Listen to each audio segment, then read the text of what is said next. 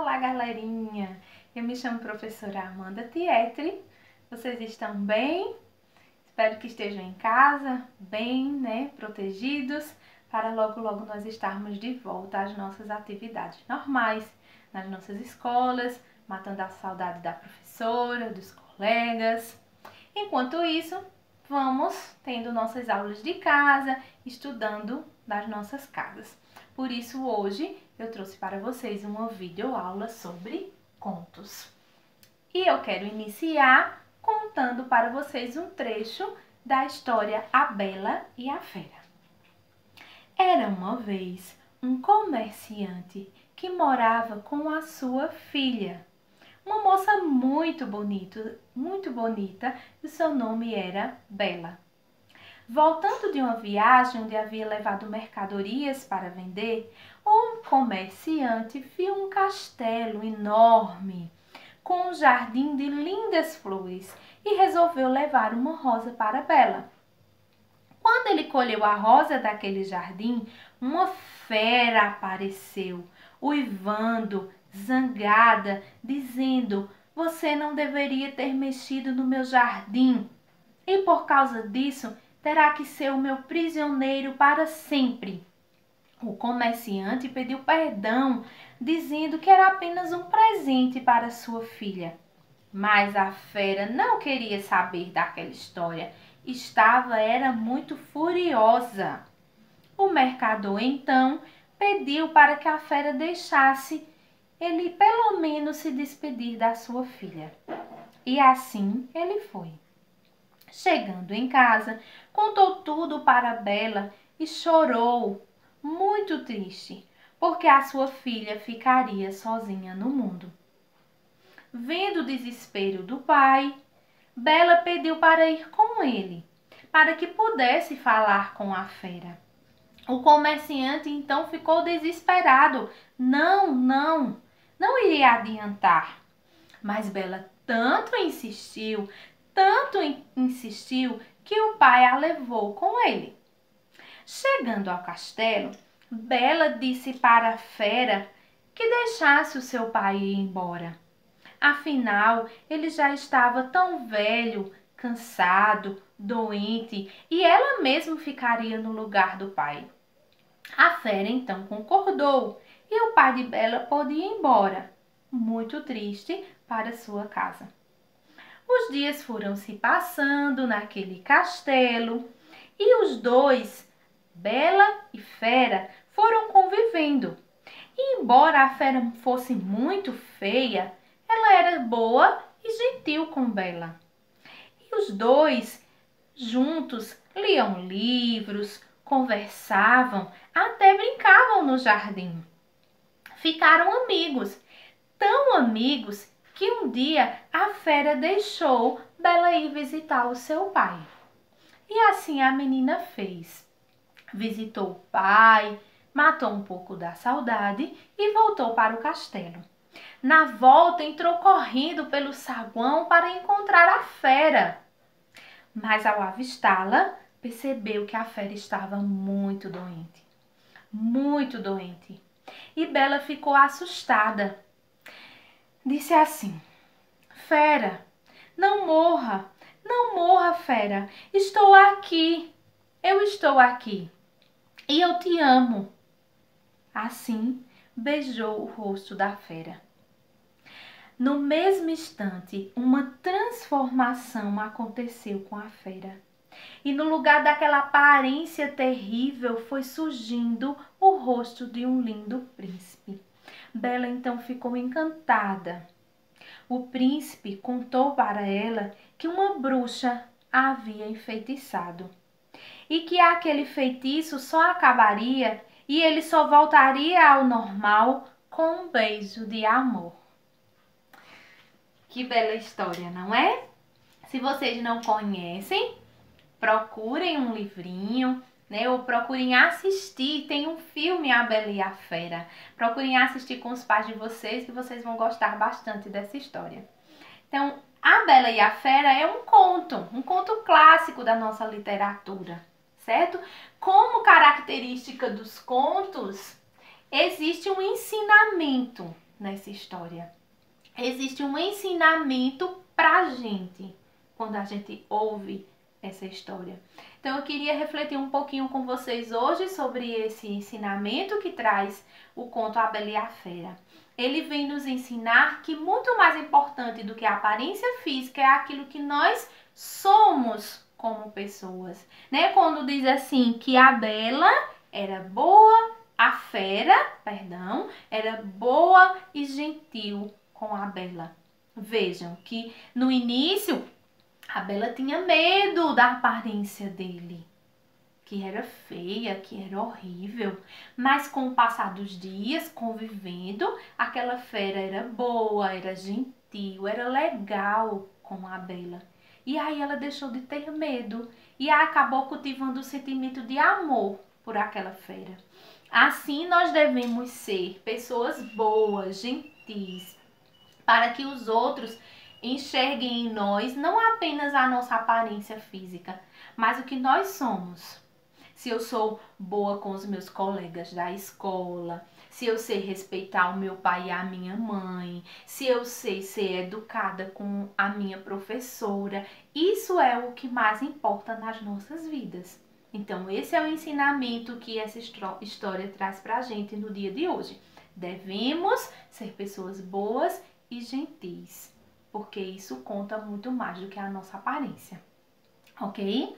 Então vamos agora conhecer um pouco das características dos contos. Os contos, eles são um tipo de texto, um gênero textual, né, que é uma narrativa. Na narrativa, alguém está contando a história, contando o que aconteceu. Essa história, ela pode ser verídica, real, eu posso estar contando algo que realmente aconteceu comigo, ou eu posso estar inventando. Pode ser uma história fictícia, inventada, certo? Também será uma narrativa. Nos contos, a narrativa precisa ser curta. Não pode ser uma história longa, tem que ser curta, num espaço de tempo pequeno, num espaço de lugar. O cenário do conto também tem que ser um lugar pequeno. Veja, no caso do conto A Bela e a Fera, era só ali no castelo, né? Do castelo para a casa da Bela e depois no castelo de novo. Não era um cenário grande, tá bom? Tem que ter um conflito, um problema para ser resolvido no meio dessa história. No desenvolvimento da história, esse conflito vai ser resolvido. O clímax, que é o ponto alto, o ponto onde a gente fica mais empolgado na história, mais atento na história, que foi justamente quando a fera estava muito doente, quase morrendo. Todo mundo ficou preocupado, né? Eita, será que essa fera vai morrer mesmo? Era o clímax da história, o ponto mais alto da história. E precisa ter poucos personagens. No caso da Bela e da Fera, tínhamos um personagem, 2 personagens, 3 personagens apenas, tá? Então, são características do conto. Narrativa curta, apresentar um conflito, um clímax da história, ter poucos personagens no espaço de tempo pequeno, ok?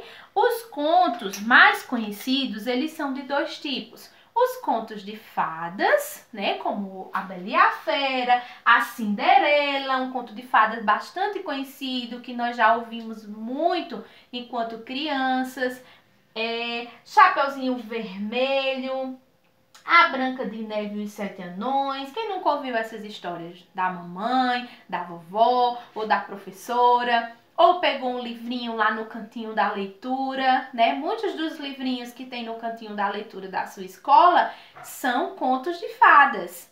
Vocês levam para casa e leem com a família de vocês. E a professora lê para vocês na sala também.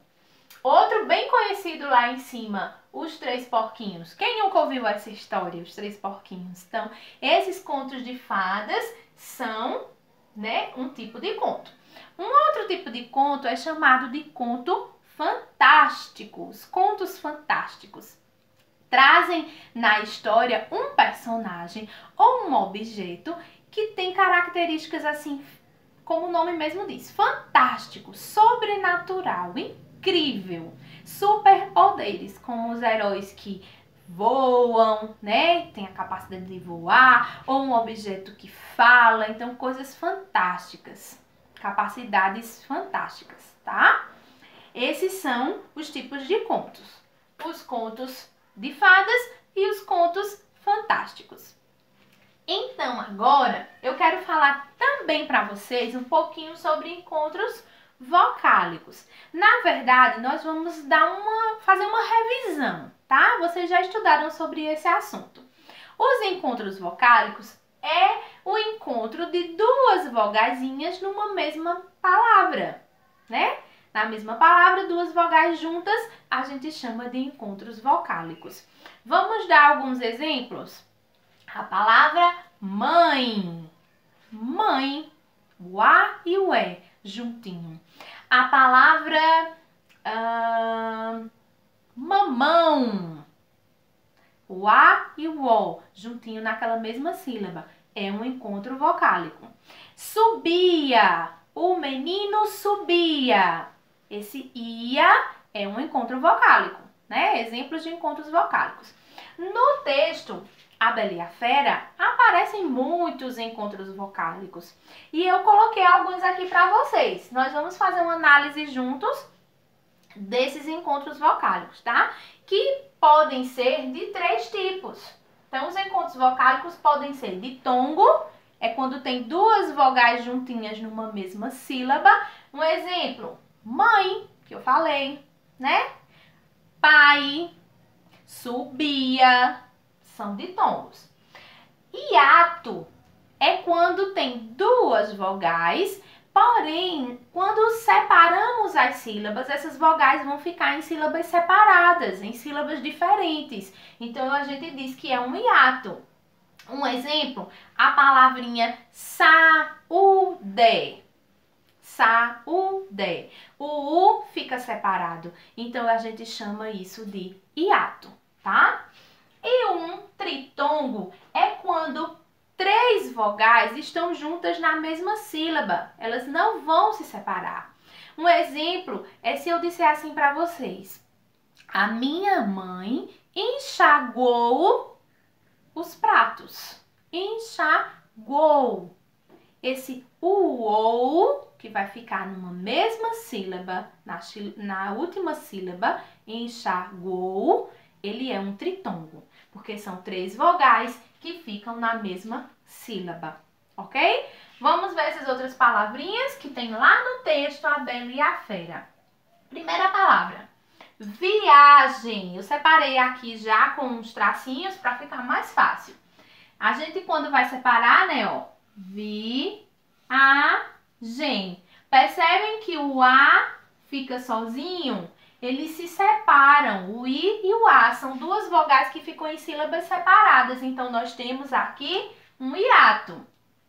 A segunda palavrinha, colheu. Quando diz que o pai da Bela colheu uma rosa para levar para sua filha. Então, esse eu, 2 vogais numa mesma sílaba, nós chamamos de ditongo. Ditongo. Pai, também 2 vogais que ficam na mesma sílaba, é um ditongo. Saguão. A Bela vinha correndo pelo saguão do castelo. Então, esse U, A e O, essas 3 vogaizinhas que ficam na mesma sílaba, é um tritongo. Dó, em, té. 2 vogais em sílabas separadas. O O fica na primeira sílaba, o E fica na segunda sílaba. Então, nós temos aqui um hiato. Uivando. Ui. Ui. 2 vogais numa mesma sílaba. Ditongo. E a última palavra, perdão. O pai da Bela pediu perdão várias vezes para a fera, para que pudesse ir embora. Perdão por ter mexido no seu jardim, né? Perdão, me deixe ir embora. Então, aqui nós temos o A e o O juntinhos na mesma sílaba, ão. Então, isso é um ditongo, certo? Ditongo. Encontros vocálicos podem ser de 3 formas. Repetindo, ditongo, quando duas vogais ficam na mesma sílaba. Hiato, quando duas vogais ficam em sílabas separadas. E tritongo, quando 3 vogais ficam na mesma sílaba. Como foi o caso aqui em saguão, como o caso em enxaguou, enxaguei, não é? São 3 vogalzinhas que ficam na mesma sílaba, nós chamamos de tritongo. Espero que vocês tenham entendido, espero que tenha ficado claro, né, esse assunto para vocês. E nós vamos nos ver em próximas videoaulas. Vamos nos encontrar novamente. Até mais!